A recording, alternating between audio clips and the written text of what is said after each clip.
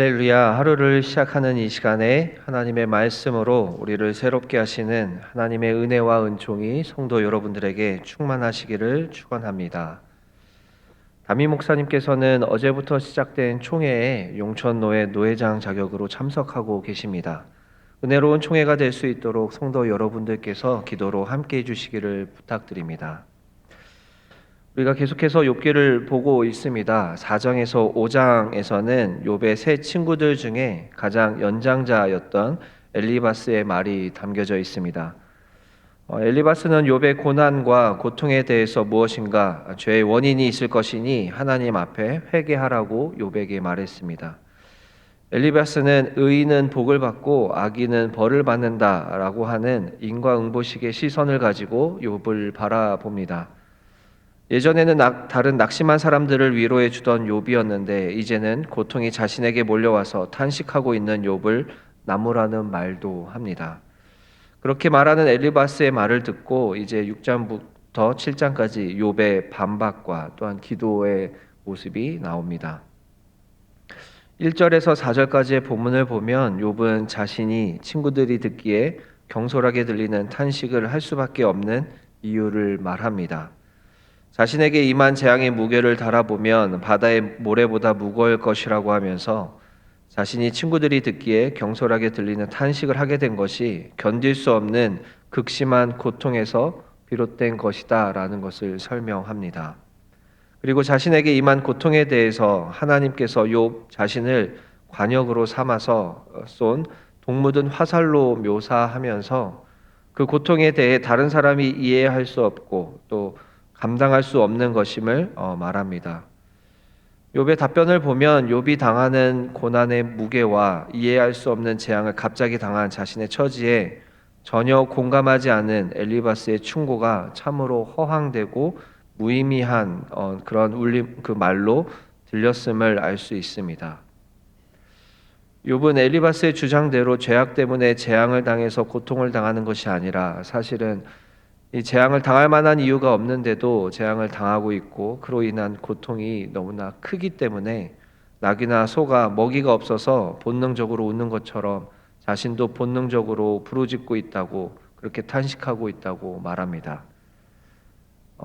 엘리바스의 말을 듣고 욥은 이 원망의 이야기들을 다시 토로합니다.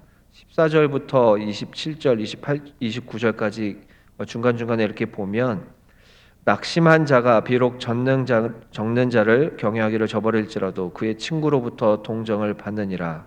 그런데 내 형제들은 개울과 같이 변덕스럽고 그들은 개울의 물살같이 지나가노나.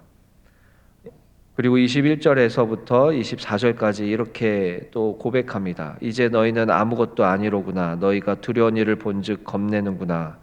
내가 언제 너희에게 무엇을 달라고 말했더냐. 나를 위하여 너희 재물을 선물로 달라고 하더냐. 내가 언제 말하기를 원수의 손에서 나를 구원하라 하더냐. 폭군의 손에서 나를 구원하라 하더냐. 내게 가르쳐서 나의 허물된 것을 깨닫게 하라. 내가 잠잠하리라. 친구들이 하는 이야기들을 듣고 너무나 마음이 낙심해서 이 친구들에 대한 원망을 하고 있는 장면입니다. 그리고 이 친구들에 대해서 이런 감정을 느낍니다. 너희는 27절입니다. 너희는 고아를 제비 뽑으며 너희 친구를 팔아 넘기는구나. 29절은 또 이렇게 이야기합니다. 너희는 돌이켜 행악자가 되지 말라. 아직도 나의 의가 건재하니 돌아오라. 욥은 너무나 하나님 앞에서 고통스러운 상황 그리고 이 재앙을 받으면서도 이 원인이 무엇인지 본인도 알지 못하는 이 고통스러운 가운데 있는데 엘리바스의 말은 아예 욥을 죄인으로 규정해놓고 말을 하니까 이것이 너무나 속상한 겁니다. 다른 사람들은 그렇게 이야기할 수 있을지라도 이 세 명의 친구들만큼은 욥에 대해서 그렇게 말을 하면 안 되는데 가장 믿었던 이 친구들이 또 이렇게 욥에 대해서 정죄를 하니까 더 마음이 상한 것입니다. 욥은 자신의 친구들, 형제들이 자신에 대해서 냉혹하게 말하는 것에 대해서 심히 마음에 큰 상처를 받았습니다. 욥을 위로하겠다고 찾아와서 그의 마음을 더 어렵게 하는 엘리바스의 말과 또 그에 대해 대답하는 욥의 말을 보면 어떻게 보면 참된 위로자는 사람이 될 수가 없고 오히려 우리는 하나님만 바라봐야 되는구나 라는 것을 다시 한번 느끼게 됩니다. 그래서 오늘 본문을 통해서 주시는 하나님의 메시지는 우리에게 참 위로자는 예수 그리스도 한 분뿐이다라고 하는 것입니다. 엘리바스의 말을 듣고 욥의 대답은 이렇게 시작합니다. 나의 괴로움을 달아보며 나의 파멸을 저 위에 모두 놓을 수 있다면이라고 말을 시작합니다.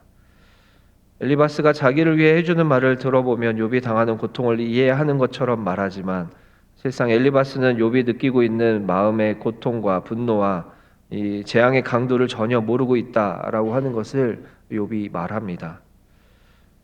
이런 일을 경험할 때가 참 많이 있습니다. 우리가 어떤 쉽지 않은 상황을 경험할 때 누가 와서 위로한다라고 그리고 격려하려고 하는 의도를 가지고 이야기하지만 그 말하는 내용이 너무 피상적이거나 또는 겉도는 위로를 할 때 심지어 오히려 더 강하게 낙심이 되는 것을 경험할 때가 있습니다. 혹은 반대로 누군가가 우리 주변에 어려운 일을 당했을 때 무엇인가 위로하려고 격려하려고 말을 건넸다가 오히려 그것이 상대방을 불편하게 해서 바로 입을 다물어 버리게 될 때도 있습니다. 마음을 헤아려서 심정적으로 대화하며 위로를 건넬 수도 있지만 공감하고 위로하고 힘을 준다는 것이 생각보다 참 쉽지가 않습니다. 우리는 너무나 나약하기에 가능하다면 눈에 보이는 친구를 의지하고 싶고 또 가까운 사람들로부터 이해받기를 원하고 위로받기를 원하지만 아무리 가까운 사람이라고 해도 내 자신의 마음을 다 알지 못합니다. 심지어는 같은 가족이라고 해도 서로의 속마음이나 본심을 모르고 또 고통을 모를 때가 참 많이 있습니다. 분명히 인간의 위로는 어느 정도 격려와 힘이 될 수 있지만 근본적인 해결이 되지가 않습니다. 차라리 우리는 사람에게서 진정한 위로를 받을 수 있다는 생각을 내려놓는 것이 나아 보입니다. 물론 우리는 누군가가 어려운 일을 당했을 때 다른 사람으로부터 위로가 필요할 때 우리가 할 수 있는 최대한의 반응을 하는 것이 필요합니다. 충분히 공감하고 함께 울어주고 웃어주면서 곁을 지켜주어야 합니다. 그렇게 시도하는 것만으로도 그 사람에게 큰 위로가 될 것입니다.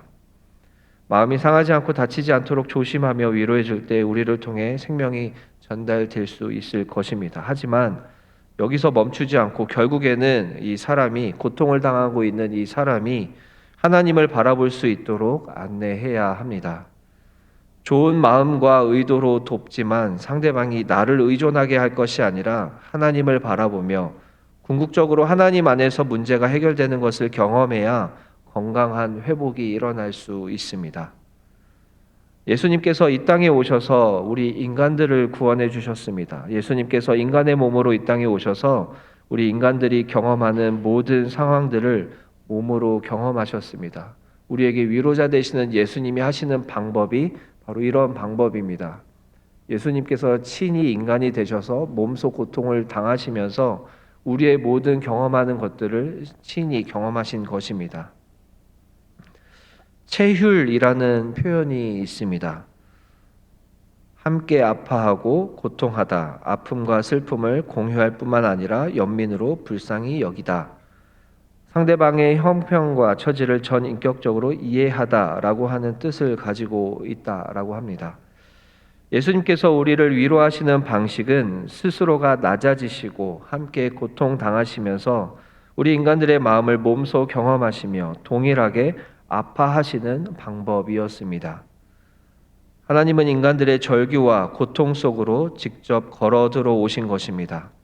하나님의 독생하신 아들 예수 그리스도는 가장 연약한 인간이 되셔서 우리의 모든 고통들과 마주하셨습니다.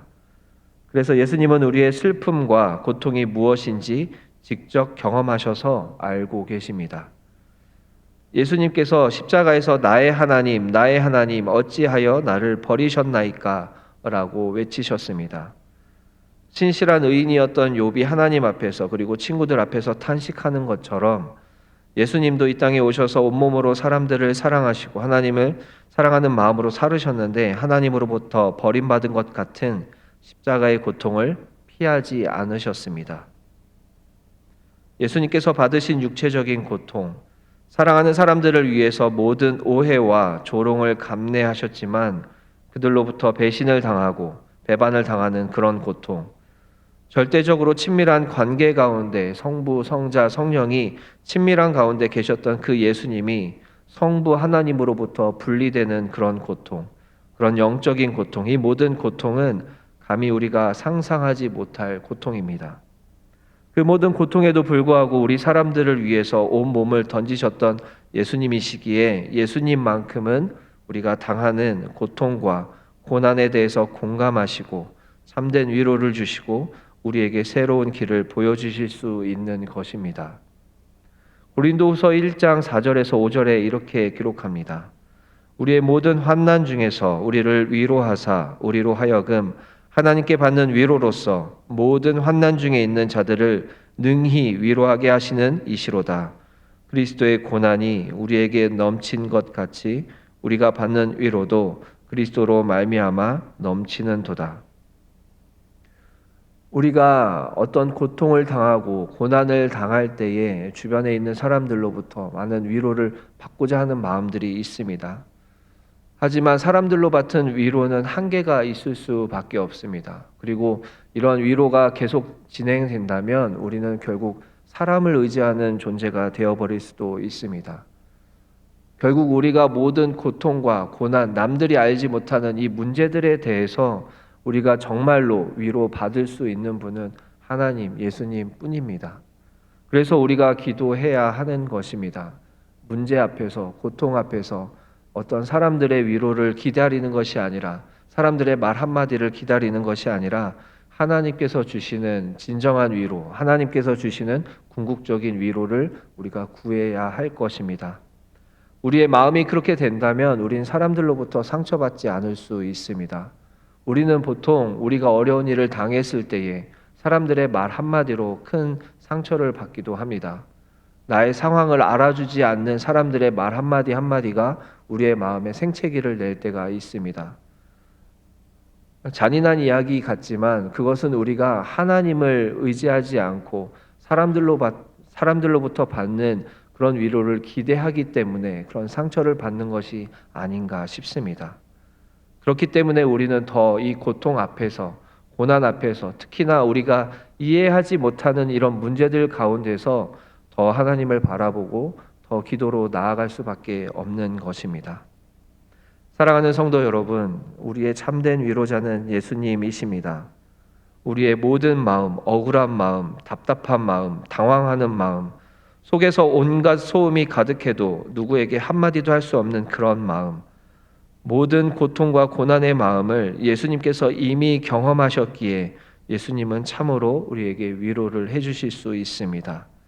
위로뿐만이 아니라 우리에게 가장 좋은 길을 인도해 주십니다.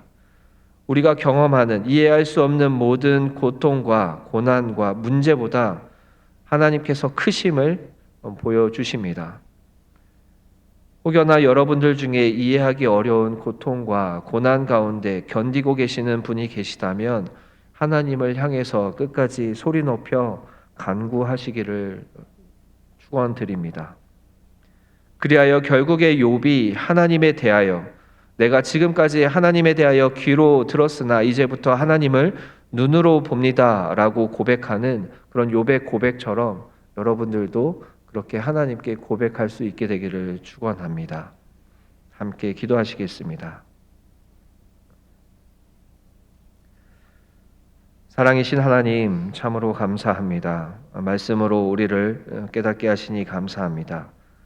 오늘 말씀을 통해서 우리가 살아가면서 경험하는 어려움과 고통과 고난 가운데에서 사람이 주는 위로를 기대하기보다 하나님께서 주시는 위로를 기다리는 마음을 주시도록 인도해 주시니 감사합니다. 우리를 사랑하셔서 이 땅의 모든 고통을 몸으로 경험하시고 그런 이제 단순한 마음이 아니라 몸속 겪으신 고통을 통해서 우리를 체휼하시는 예수님을 바라볼 수 있도록 인도하여 주시옵소서. 우리의 신음소리와 우리의 간구를 들어주셔서 우리의 모든 고민과 문제와 고통들을 하나님이 주시는 힘으로 이겨나갈 수 있도록 인도하여 주시옵소서. 하나님, 힘없고 연약하고 죄 많은 우리들을 택하여 주셔서 죄로부터 구원해 주시고 우리에게 시간과 물질과 건강과 가족과 생명을 주시니 감사합니다. 하나님 나라를 함께 세워갈 역할과 사명을 우리에게 주셔서 표대를 향해 살아가게 하시니 감사합니다. 하나님, 우리가 하나님께 받은 은혜와 복을 기억하면서 우리에게 맡겨주신 역할과 사명들을 다할 수 있도록 힘과 용기와 지혜를 더하여 주시옵소서. 그리하여 우리가 많은 사람들을 살리고 생명을 살리는 일을 잘 감당할 수 있도록 인도하여 주시옵소서. 우리 주님의 권속들 가운데에 여러 가지 문제를 안고 씨름하고 있는 성도들이 있습니다. 간절히 하나님께 나아가고 있습니다. 건강의 문제로 하나님 앞에 기도하면서 나아가고 있습니다. 치료의 손길로 하나님 함께 해주시고 하나님 역사해 주셔서 모든 생명의 주관자 되신 하나님의 전능하심을 우리가 경험할 수 있도록 인도하여 주시옵소서. 간호하고 있는 가족들도 마음을 강하게 하여 주시고 붙들어 주시고 흔들리지 않도록 하나님 인도하여 주시옵소서. 재정의 문제로 고민하며 씨름하고 있는 주님의 자녀들이 있습니다. 하나님, 우리가 재정에 묶인 사람들이 아니라 하나님을 의지하는 사람들임을 고백하며 나아갑니다. 하나님, 우리가 재정에 묶이지 않고 오히려 담대하게 이 모든 문제들을 이겨나갈 수 있도록 인도하여 주시옵소서. 하나님, 우리가 관계의 문제로 씨름하고 있습니다. 참 어렵고 복잡다단한 관계들입니다. 그렇지만 하나님, 이 관계가 주님이 주신 축복인 것을 또한 고백하기를 원합니다. 하나님, 이 모든 문제들이 해결되어서 우리가 한 목소리로 한 마음을 품고 하나님을 향해 나아갈 수 있도록 인도하여 주시옵소서. 특별히 하나님, 기도하는 것은 우리 각 가정에 있는 가정의 문제들을 하나님께 올려드립니다. 하나님께서 각 가정의 주인이 되어주시고 하나님이 중심이 되어주셔서 모든 것을 하나님의 방식으로 인도하여 주시고 하나님께서 정돈시켜 주시옵소서. 관계들이 회복되고 서로 친밀한 관계, 서로 친밀하고 사랑해주는 가족이 될 수 있도록 하나님 인도하여 주시옵소서. 하나님께서 역사하셔서 하나님의 살아계심을 우리 모두가 경험할 수 있도록 인도하여 주시옵소서.